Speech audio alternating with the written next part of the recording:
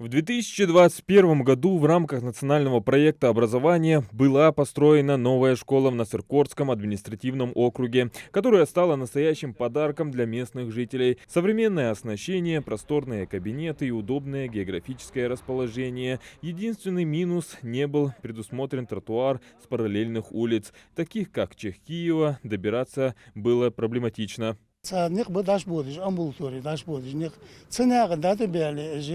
اشتغل بعد والله بخير بخير بخير خط دغدي خط تقول ده يخابرش. Местная администрация нашла спонсоров и решила эту проблему. Здесь проложили новый тротуар, тем самым значительно сократив ежедневный маршрут. Так обучение стало еще доступнее. Здесь нашелся наш меценат, который сам за свои деньги и тротуар проложил.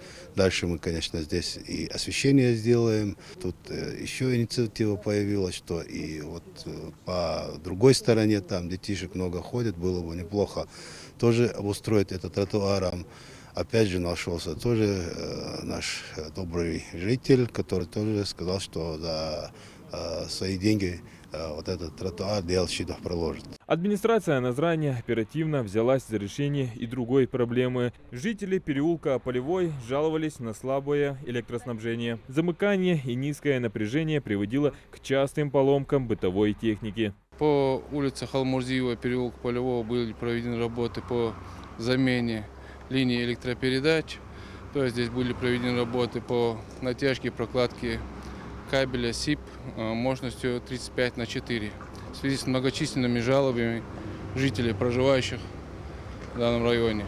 Тусклый свет люстры, перепады электричества, низкое напряжение и отключение электроэнергии из-за частых замыканий. Все это теперь в прошлом. В